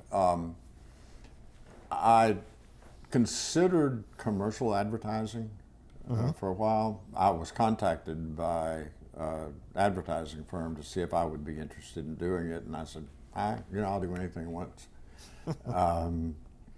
It really was some of the hardest work I've ever done. That is tough work. How so? Because everything has to be perfect. You know, so you'll get everything perfect. It just when you're might shooting take. an ad, and then the fly is sewed up, somewhere in the film, and you have to do it over. And it was not an easy personality shift for me anyway. Taking orders? Yeah. I'm not used to doing that. So I tried it for a while. It paid well, but I decided nah. And I really thought about doing. I'd talked with some television stations about doing Clark Howard type work. This is before Clark Howard, and I thought, I'd have to be under somebody else's thumb. Mm-hmm. I'd been told by too many media people that you will not use names on our program and things like that. So I just couldn't see myself doing that. So eventually I taught for a little over a year, at Mercer campus in Atlanta. Mm-hmm. I was trying to decide whether or not that was something I wanted to get back into, and it wasn't. The students of the era were just not what I was accustomed to at UG or Georgia State. So I couldn't do it. And I did consulting with CWA. I'd done some training for them. And the vice president of the Southeastern region offered me the job. And I knew that I would be free pretty much to do what I wanted to do in the role that he carved out for me. Mm-hmm. So I took it. Right. And it was a good little over 5 years of work. So what were you doing? You go from consumer advocacy to working with labor union. Mm-hmm. What was the mission? What was the goal that you were brought in to achieve? I suppose. I was brought in to handle media. Okay. One thing. The other was CWA puts a lot of money into training their officers and members. I developed the educational program. Usually we always ran a week-long school at the University of Georgia. continuing ed center. Oh, yeah. I was in charge of that program, and I also would train the officers how to basically manage what they're doing, maybe a little bit better, give them a little bit of public administration type training. And if particularly during bargaining periods, whenever the press is covering things, what our message is, and if you're interviewed locally, this is how you handle reporters, essentially. And I jointly ran the Political Action Committee with another staff member, decided basically who got, we had a huge PAC. And the Southeast were, our region was the number one politically raising money from from our members to support candidates. So I worked with candidates, anyone that wasn't a union endorsed candidate that wanted assistance in some way, like how to frame a message, or let's practice reporter candidate kind of thing. I would work with them in the Bell South contiguous states. And I wrote some manuals and things for all of the locals to handle on how to handle politics. As such. So that was that was the core of what I did. But I also handled the media relations in the Southeast. Okay. So yeah, and so I was still doing political work. I was basically a hired gun for the union. And then, you after being a hired gun, you decided to get back into it yourself. 1990. I did lobbying at the Capitol on issues that I had to steer clear of most of the labor issues because that was somebody else's bailiwick. But I did do some work on insurance, auto insurance, and couldn't get anybody to do what needed to be done. I even offered to help Warren Evans. Who was the incumbent? Who was the incumbent, that's right. And it did, no, don't need your help.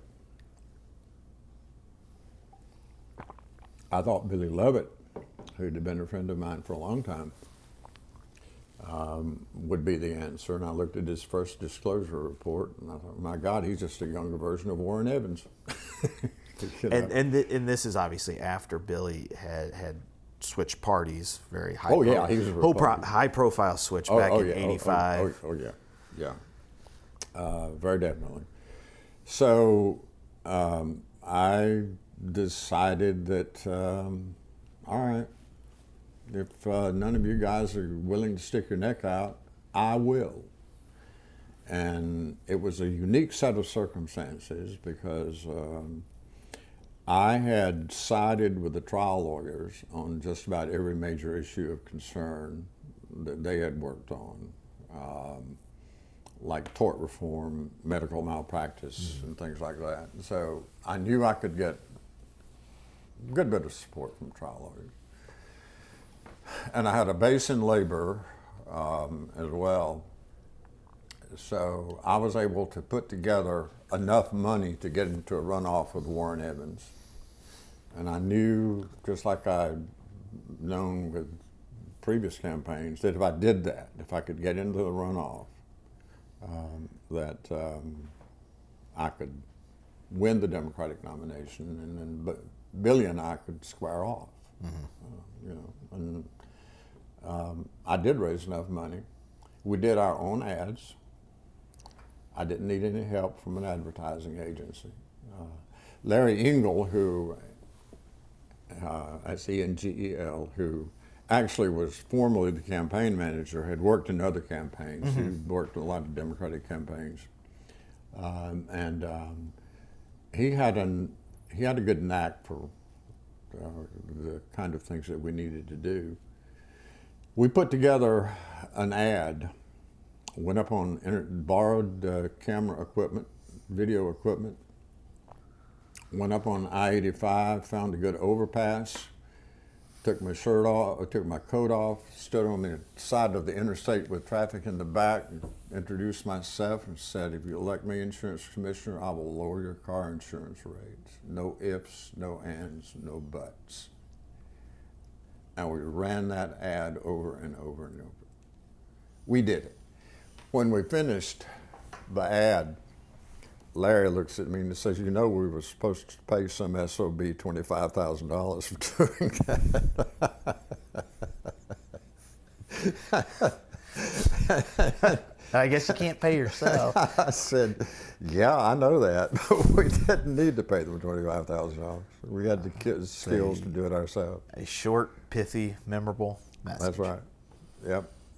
Now, how were you going to, how about this? How did you do that, or how were you planning to do that? Was it just because the insurance commissioner is the one who approves rates? That's right. Yep. And we got the law changed to give us even more power. Wasn't there no fault insurance at that We did time? away with no fault. Yeah, that's what. Yeah. It was a joke anyway. People just didn't realize it. It was no fault light, I described it as kind of an income maintenance program for certain medical providers. If there's any fault, we can't call it no fault. Yeah. Well, the threshold was so low, you know, till it didn't take you long to get outside of it. Right. Yeah, we did. That was one way we did it, and I didn't give a rate increase at all during my entire administration. I had. I told the insurance companies, I looked at their overhead, and some of the insurance companies, 50% of their expenditures or more was in overhead. They're the most notoriously... Overhead meaning executive pay, advertising, agents, so on and so forth. Agent commissions and things like that. And I said, come on, guys.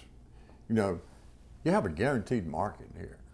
You have to have it. The law. You have to have car insurance. If the law is going to require you to have something, then the law government ought to make sure you get it at a reasonable price. Okay? That's the way I look at anything. I really took a hard line with them. And the companies and I got along reasonably well.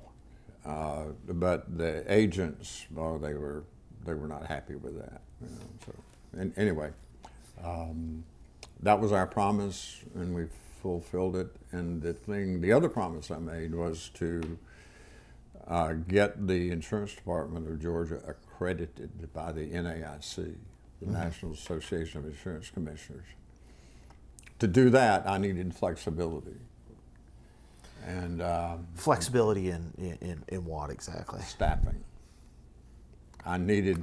This goes back to the this conversation goes back, with Governor This Miller. goes back to. I believe in a small, effective government, and I think government can be. I'd always say government can be run with fewer people. I didn't say it to be run with less money. There's a difference. People, you often equate cutting of staff, with saving money. No. I'd cut staff so I could take the salaries that I'm paying A and add them to B's salary and get somebody really, really competent to do the job. And a slow turnover, I assume. Yeah, and have slow turnover. Right. So that was kind of the way we did, and we got it done in 3 years. We got the department, and most people don't realize the significance of that, but that's saying that your department is competent enough to regulate, and if you're not accredited, then some other state is going to be basically stepping into your shoes as such, and it's tantamount to saying that your department is incompetent. Right. So the business value of the accreditation was incalculable And that was a part of the job that people just are totally unaware of. Well, now, obviously, that approach was something that was informed by your time at the Office of Consumer Affairs. What other sort of transferable lessons or skills did you bring from that early experience, 75 to 82, into the Insurance Commissioner's Office, 91 to 95? Basically,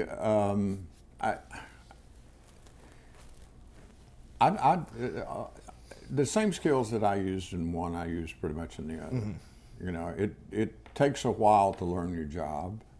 I've always maintained that just about any government job, give me 6 months and I'll know as much as anybody around does. And I did.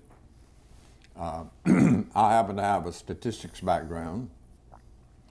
So when the actuaries came in to me and started arguing with me about why we couldn't do this or that because the companies wouldn't make enough money and so on, I'd say, well, what's your calculation on that?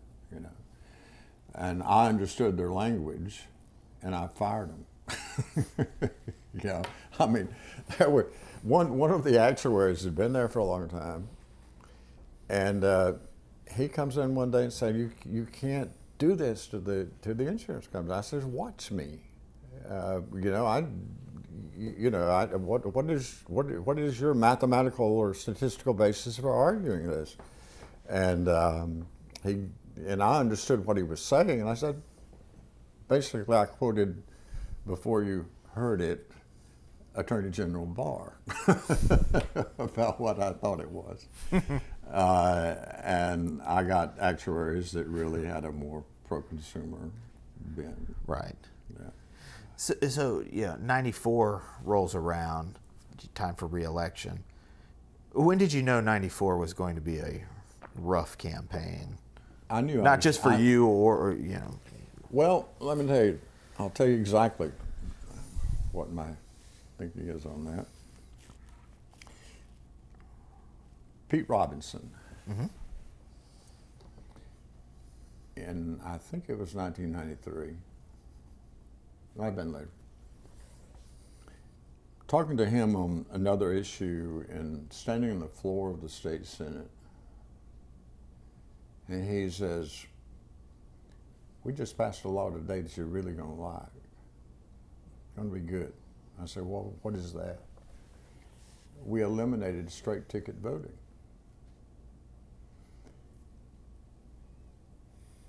And I didn't have the temerity to say that's the most stupid thing I've ever heard of to my friend Pete Robinson, but I knew I was beat. Because the objective of the law was to save Tom Murphy's buddies in Clayton County. They had absolutely no idea what a Democratic voter is. And I knew that if you were governor or lieutenant governor, you had a good chance of getting reelected. But if you were a down ballot, the drop-off between the... The drop-off is not insignificant. That's right. So that's when I knew I probably would not be reelected. Well, in 94, it was such a bad... we were talking earlier about nationalization the other of the race. thing was the emergence of the new republicanism. Mm-hmm. You know, I mean, and the new media, too. Yeah. I remember going to a radio station outside of Augusta one day, and generally if a constitutional officer comes by a rural radio station or whatever, you know, they're eager to talk with you. So my media guy goes in and talks to them about, comes back out and says, "They don't want to talk to you." I said, "Why not? You're a Democrat." "They don't do Democrats." That was my first introduction to that.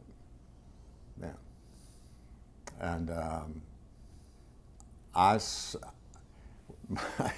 my staff said the day of the election, we need to talk about what you're going to say about your victory speech tonight. I said, that's not going to be necessary. It must be pretty sobering when you're a pollster turned candidate that I guess you can't really spin yourself. You're going to get your butt kicked. Yeah. Well, I mean, to be fair, 94 was bad all around for Democrats. Yeah. Governor Miller, of all people, almost lost. He only won. So held on by 30,000 votes.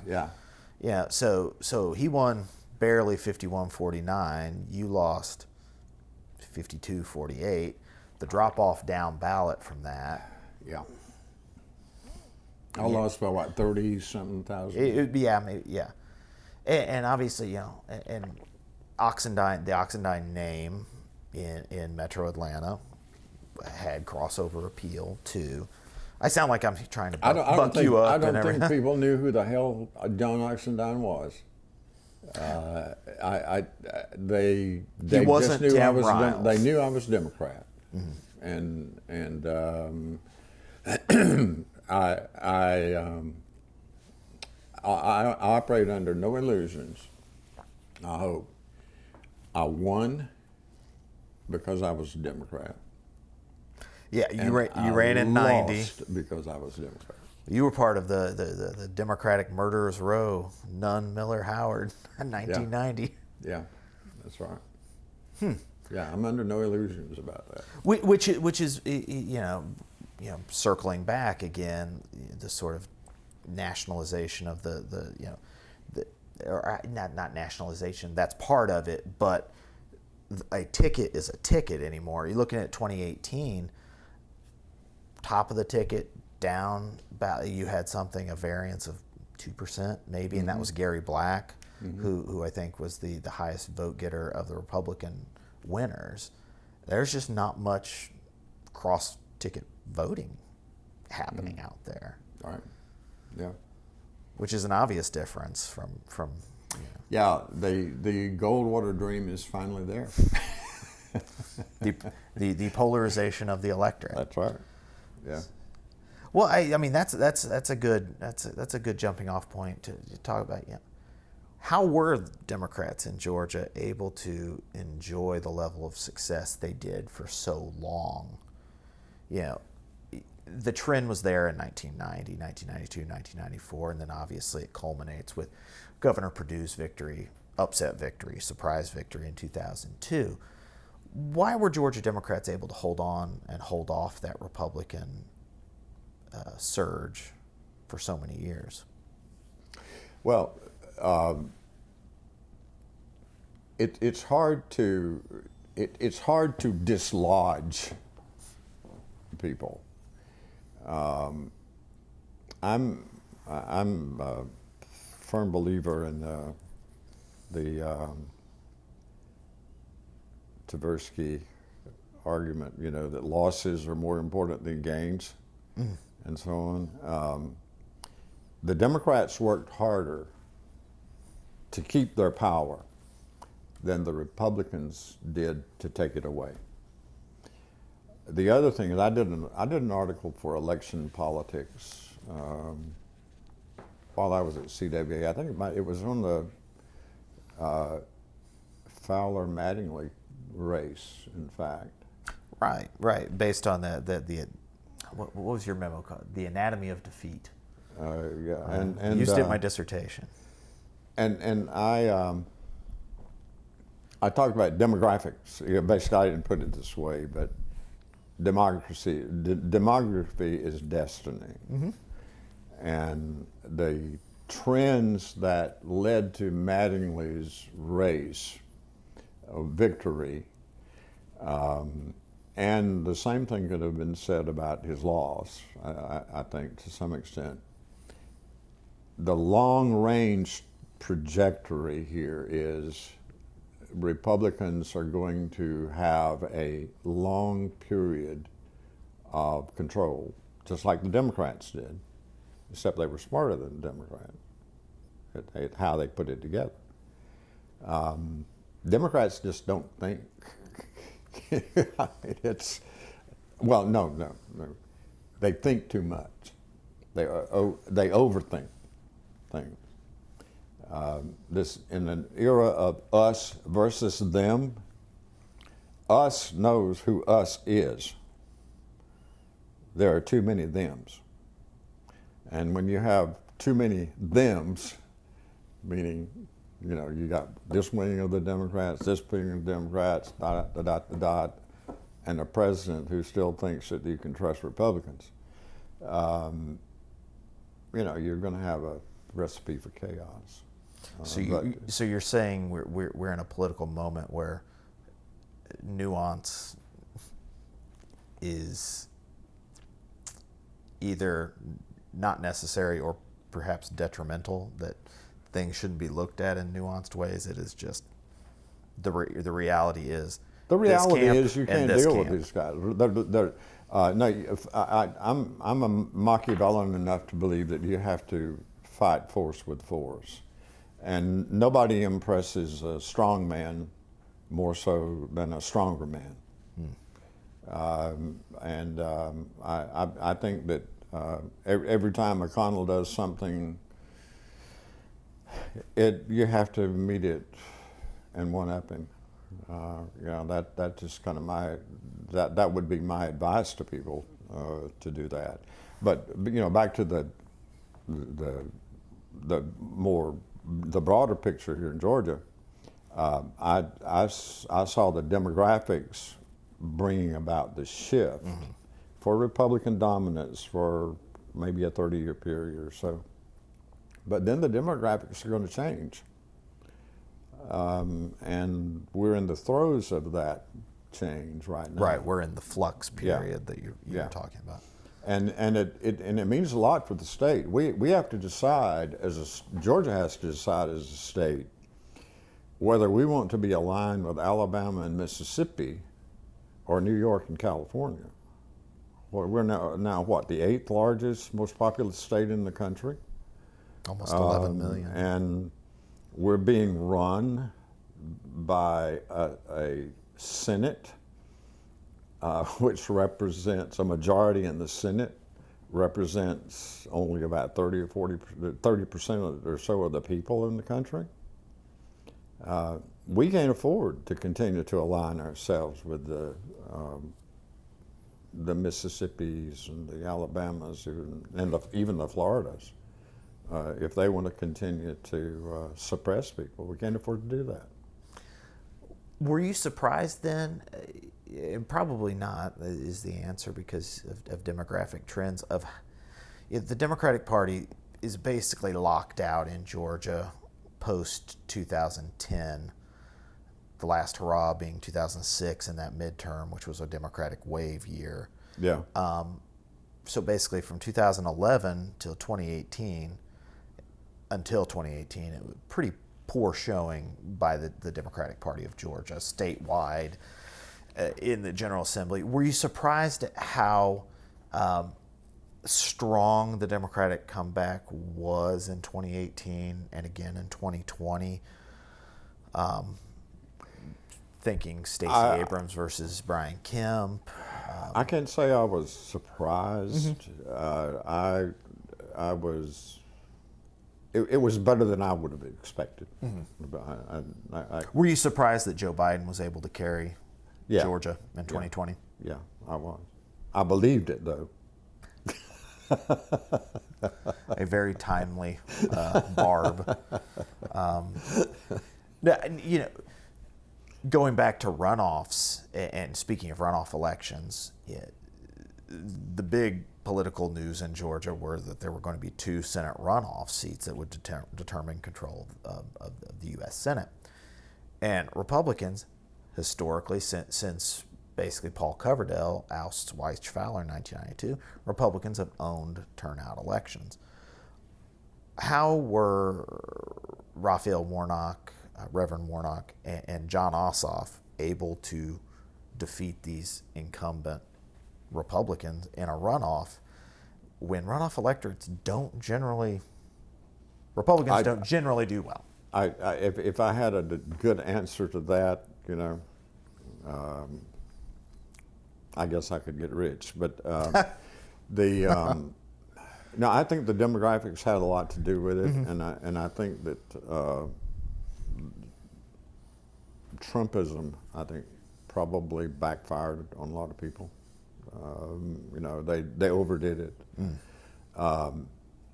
and I think Georgians like democracy in the long run. You know, democracy screws up, but in the long run it works. Doesn't work in the short run, works in the long run.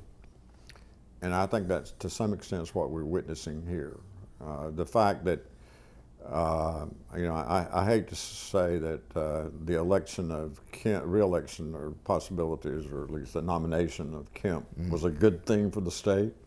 Oh, him defeating Senator Perdue in the primary, right? But that was a good thing for the state. It was, and I think that may bode well for us, you know, down the road. But it's going to take a long time to recover a good public sector position in the state. When you're convinced that anything the government does is bad, you don't want government to do much. And there's always been a strong sense of disdain for and distrust of government in this state, as well as the rest of the country. And as long as that exists, it's going to be very difficult for the public sector to reassert itself. How do you think that changes, if you had to guess? It's a monumental effort. I pulled out I comment on this frequently about the drift, so to speak, on my Facebook posts. I don't know whether you read my missives there or not.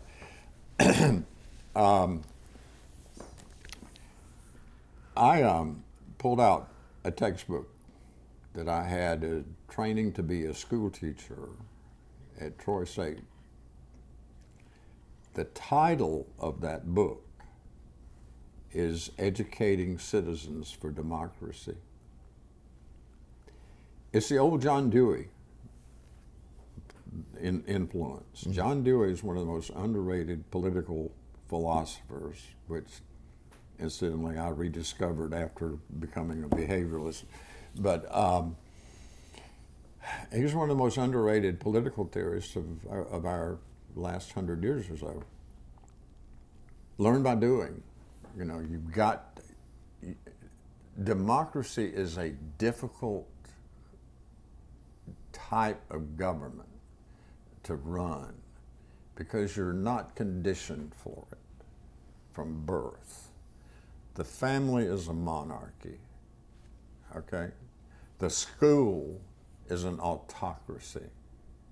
If you're religious, hierarchy, you know. The great chain of being. Yeah, the great chain of being. So democracy goes against that whole socialization process, you know, and you can't just wave a wand and say, God bless America, and have a democratic society functioning. People have to learn that it's hard, that you don't always get your way, and there's value in compromise, and you're not going to hell because the other guy wins. You know, that, and we used to teach that.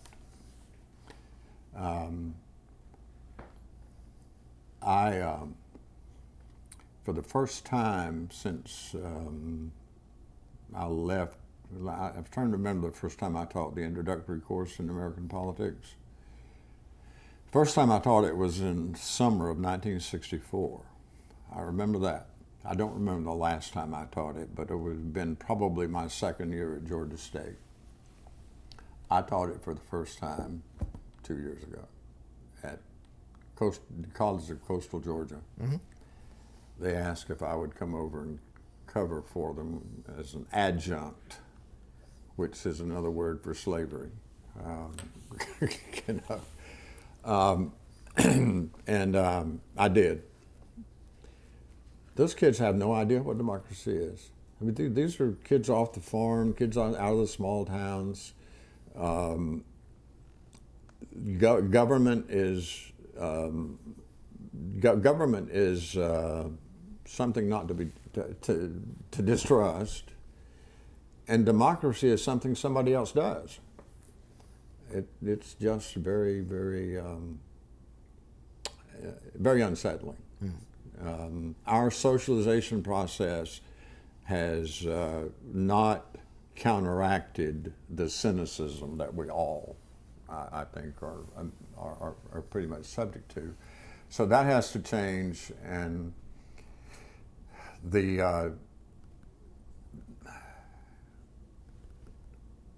there's a song called "I Think We Need a Gunslinger," and I hate to mention guns, but someone has to have the guts to step in and say enough is enough, and this is what we're going to do. On inequality of, you can't have a bunch of poor people running around. Poor people and poor people and rich people are a bad combination for democracy. Democracy is a middle class concept. Lower classes are used to being led around, and the upper classes are not used to being bossed. So you got a bad combination the way we're headed right now. The demography is not good. How is it possible to overcome what appears to be the structural impediments to implementing the policy changes that you mentioned? We have a constitution for the 1800s. And these structural imperfections are that's one of the reasons I said what I did about Georgia. Georgia has a very important decision to make for economic development purposes and everything else. You want to be aligned with the anti-21st century mentality, or you want to get in step with the future. We've got to do something about the U.S. Senate, where the rules and the way it's put together, that might have been an important thing for Madison and everybody else to do back when they did it, but we're past that time now. We can't continue that way. So, the Federalist number 10 is, I always tell somebody, you ought to read Federalist number 10 at least once a week. The fear, Madison eventually, I think, came to the conclusion that he said he might have overdone it. Fear of majorities, and minority rule is what we're facing. And Georgia and other states have to decide how much of it they're going to put up with. So what I'm hearing, this is go back into political science and history, but in the United Kingdom and Great Britain, you had the Great Reform Acts of 1832, 1867, the reform of the House of Lords in the 1910, and then again after New Labor takes over with the creation of life peers. Of course, that's an unwritten constitution. Right. So all you need is an act of Parliament Yeah. to change those rules. Right. A little harder here. People don't vote themselves out of power. Not usually. That is the reality of it, and it's a reality, like I said, that this state is going to have to come to grips with. Mm-hmm. Which side of history do you really want to be on? And, I think we've had to make those kind of decisions. I've been fortunate to have been involved in it for a long time. Mm-hmm. I've not been all that deeply involved in it in the last few years. Right. I just kind of who would want to hold public office today, kind of thing. Well, you mentioned, I mean, we'll start to wrap up, but you've mentioned a distrust bordering on disdain of government, and you go back and look at the experiences you had in government, which is, to be effective, there has to be some sort of implicit, if not explicit, trust that what your office is doing is in the interest of the public. Mm-hmm.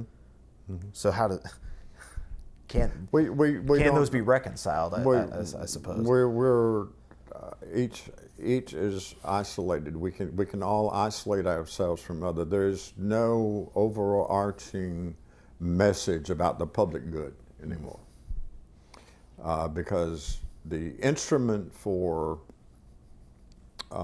controlling and implementing and looking out for the public good is a public entity called the government. And if the government is not looking out for the public good, then the public good, nobody else is. Because the extreme individualism, call it liberty or whatever you want to call it, that is the prevailing theory in this country is not a theory that we can continue to live with. I go back to what we were teaching in the 1950s and 60s, and we're not doing that anymore. I can see the evolution in my own thinking about it. In the 1970s, when I was in government, either teaching about it or doing something else, it was fun. I mean, it was really, you got a good feeling about being in the government. I think part of it was the holdover from JFK's early, the years that gave younger people hope, so to speak. But it was people in public office still had respect. In the 1980s, however, that began to change. When I went into office in the 1990s, everybody had already made up their mind in the media, so to speak, or view themselves as the guardians of everything. They already decided if you hold public office, you run for public office, there's something wrong with you. You're a crook.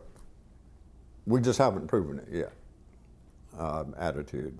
Like sort of over-learning or over-applying the Woodward and Bernstein Richard Nixon model of Watergate and Pentagon Papers of there has to be a scandal out there somewhere, so let's just... the hubris of the media, I think is part of it. And nothing is private anymore.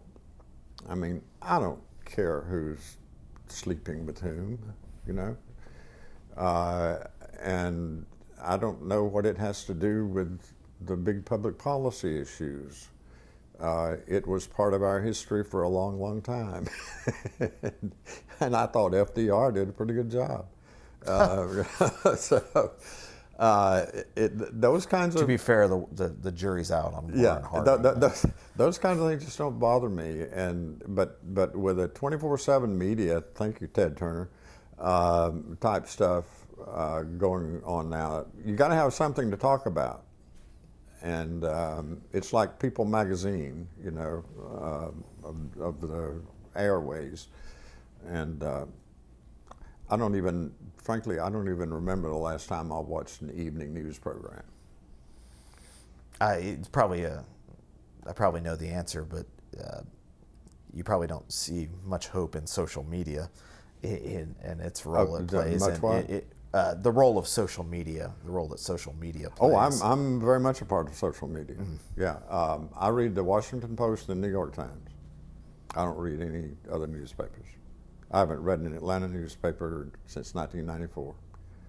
And I'll go to my grave or wherever I go without reading local newspapers. And but I read, professional stuff a lot. Right. So I can at least pretend to continue to be an academic. Well, anything else you'd like to record for posterity? What's next for Tim Ryles? Oh, well, what's next for me is, I'm continuing to try to find time to write. Mm-hmm. I'm writing about insurance issues, primarily public policy issues. And I enjoy what I'm doing. Mm-hmm.